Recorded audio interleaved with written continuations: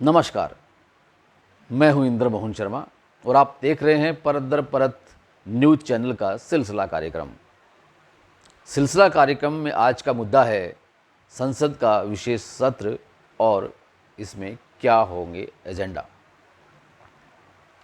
संसद का विशेष सत्र आज सोमवार से आरंभ हो चुका है और यह सत्र 22 सितंबर तक चलेगा।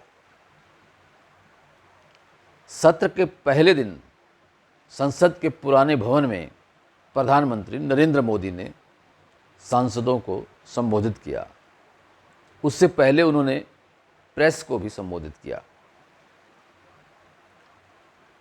इस सत्र के पहले दिन सत्ता पक्ष और विपक्ष के सांसदों के बीच विभिन्न मुद्दों पर नोक झोंक भी हुई, हंसी मजाक भी हुआ। नरेंद्र मोदी ने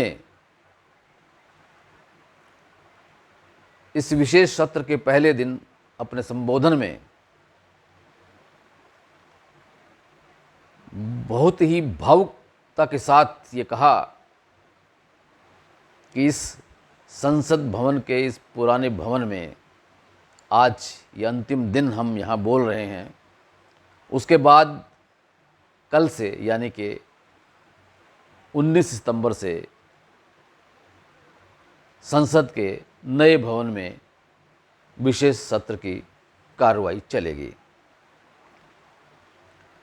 प्रधानमंत्री नरेंद्र मोदी ने अपने संबोधन के दौरान पिछले 75 वर्षों के दौरान इस संसद भवन में हुए विभिन्न निर्णयों का जिक्र करते हुए देश के प्रथम प्रधानमंत्री पंडित जवाहरलाल नेहरू और उसके बाद मनमोहन सिंह और अटल बिहारी वाजपेयी के प्रधानमंत्रित्व काल का भी जिक्र किया और उन्होंने कहा कि इन प्रधानमंत्रियों के नेतृत्व में देश ने बहुत ही अहम निर्णय लिए। उन्होंने कहा कि प्रधानमंत्री के रूप में पंडित जवाहरलाल नेहरू का जो पहला भाषण था संसद में, वह बहुत ही ऐतिहासिक था और बहुत ही गौरवशाली रहा। उन्होंने अटल बिहारी वाजपेयी का जिक्र करते हुए भी कहा कि अटल बिहारी वाजपेयी ने भी इसी संसद भवन में सिर्फ एक वोट की वजह से अपनी सरकार खोई, लेकिन अटल बिहारी वाजपेयी ने उस वक़्त संसद को संबोधित करते हुए एक बहुत बड़ा संदेश दिया था कि सरकारें आएंगी, सरकारें जाएंगी, पार्टियां बनेंगी, पार्टियां बिगड़ेगी, लेकिन देश बचना चाहिए, देश रहना चाहिए, लोकतंत्र रहना चाहिए। प्रधानमंत्री नरेंद्र मोदी ने कहा कि इसी संसद भवन से हमने भी बहुत सी उपलब्धियां हासिल की हैं, बहुत ही ऐतिहासिक फैसले लिए हैं। G20 का बहुत बड़ा सफल आयोजन किया है। इसके अलावा आर्टिकल 370 का अपने आप में एक ऐतिहासिक महत्व है जो इसी संसद भवन से पारित हुआ गया। 3 तलाक का जो प्रस्ताव था, बिल था, वो पारित हुआ, वो अपने आप में एक बहुत महत्वपूर्ण है। GST का बिल भी इसी संसद भवन में पारित हुआ, वो अपने आप में एक बहुत महत्वपूर्ण है। लेकिन राज्यसभा में विपक्ष के नेता व कांग्रेस के वरिष्ठ नेता, कांग्रेस के राष्ट्रीय अध्यक्ष मल्लिकार्जुन खड़गे ने अपने संबोधन में ये कहा कि निसंदेह इस पुराने संसद भवन में बहुत ही ऐतिहासिक निर्णय लिए गए हैं, लेकिन कुछ ऐसे भी हालात रहे हैं कि जिससे देश में लोकतंत्र व्यवस्था पर कुठाराघात हुआ है। उन्होंने कहा कि अक्सर ये कहा जाता है, जो अब सत्ता पक्ष में हैं, कि पिछले 75 वर्षों में कुछ भी नहीं हुआ, जबकि इतिहास गवाह है कि 75 वर्षों में लोकतंत्र मजबूत हुआ था। लेकिन शायद मल्लिकार्जुन खड़गे को ये नहीं मालूम कि उन्हीं 75 वर्षों के दौरान जब इंदिरा गांधी प्रधानमंत्री थी, तो उन्होंने 1975 में आपातकालीन स्थिति की घोषणा की थी। वो वक्त जो लोकतंत्र के रखवाले हैं वो कभी भूल नहीं सकते। उन्हें अभी तक याद है कि किस तरह से आपातकाल के दौरान उन्होंने यातनाएं सही हैं। उस वक़्त क्या लोकतंत्र को बचाया गया था? खड़गे को यह बताना चाहिए। खैर, मल्लिकार्जुन खड़गे ने एक शायराना अंदाज में भी अपनी बात कही और उन्होंने कहा कि बदलना है तो अब हालात बदलो, बदलना है तो अब हालात बदलो, ऐसे नाम बदलने से क्या होता है। बदलना है तो हालात बदलो, ऐसे नाम बदलने से क्या होता है।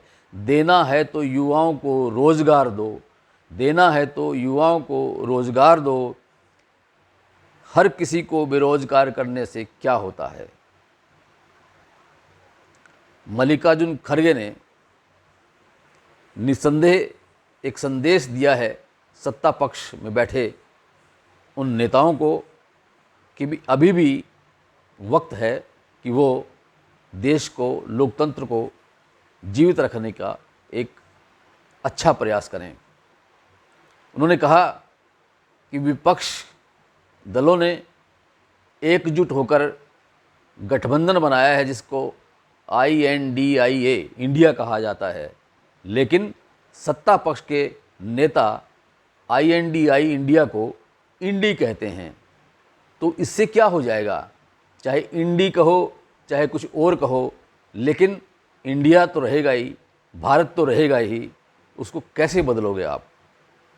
खैर, ये था संसद के विशेष सत्र का ये पहला दिन जो इसी तरह से नोक झोंक में गुजर गया है। और अगले दिन यानी कि 19 सितंबर को विशेष सत्र संसद के नए भवन में आरंभ किया जाएगा और उससे पहले पुराने संसद भवन में सांसदों का फोटो सेशन भी किया जाएगा। नए संसद भवन में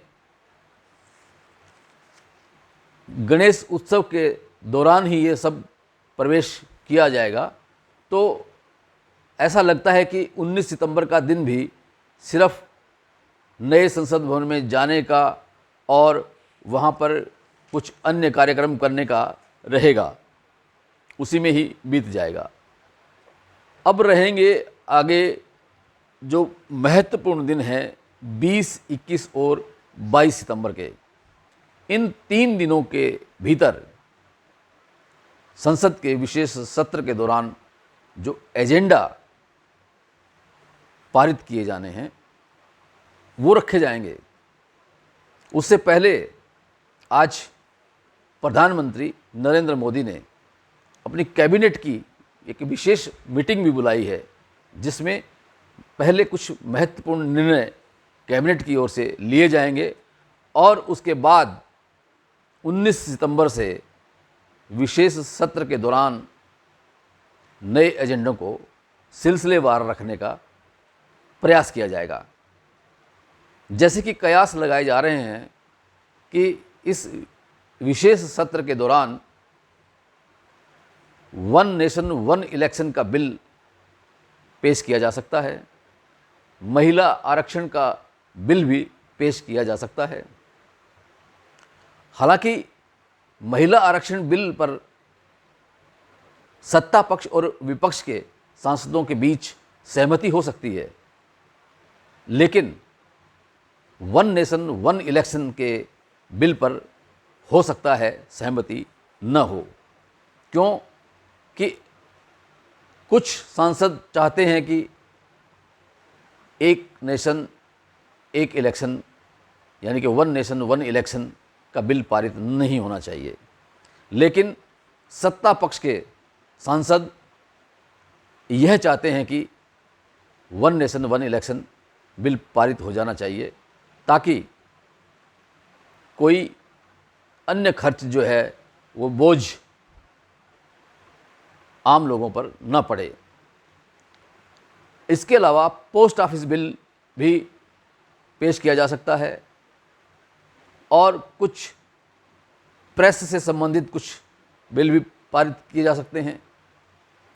अब यह रहस्य बना हुआ है कि संसद के इस विशेष सत्र के दौरान और ऐसे कितने एजेंडे रखे जाएंगे और क्या क्या रखे जाएंगे, ये अभी भविष्य के गर्भ में है।